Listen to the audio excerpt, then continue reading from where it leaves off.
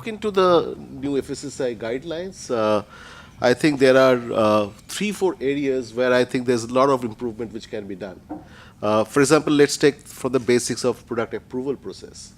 Uh, it's extremely complicated, and the complication is not about conforming to certain standards. We are okay with conforming, of course. We will be always conforming to certain standards, but there are some unnecessary complications in the entire process, which can be further simplified to a large extent.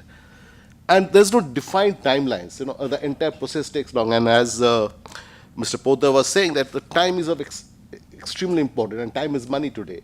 The third thing here in the approval process today is that, you know, when you are going for a new product innovation, all the details of the applied products are displayed on the website, okay, before the product is launched.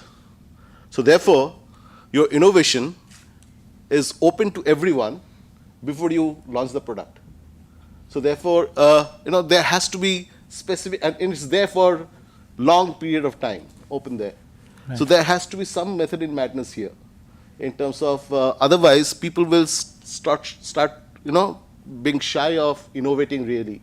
So this is one very critical area where we are facing it. In terms of dairy sector, when it comes to fortification of products, there's one more, I think, big area. For example, if I want to fortify milk with vitamin D, it no longer remains milk. Okay. Now that's a big issue. It becomes a proprietary food. You can't call it a milk. So there is a lot of, you know, simplification and looking into the things realistically needs to be done. And because, for example, in India today, if we see there's a huge need for vitamin D. Today there are a lot of research shows there's a huge deficiency of vitamin D. Okay, there are people who are advertising on the air that I have a powder which has vitamin D. You add it to the milk and have it. The procurement is done at the ground source, in the villages, directly from the farmers.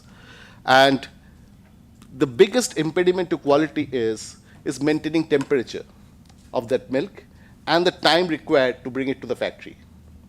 Because if the milk is kept open in the ambient temperature for a longer period of time, even a good milk will turn bad.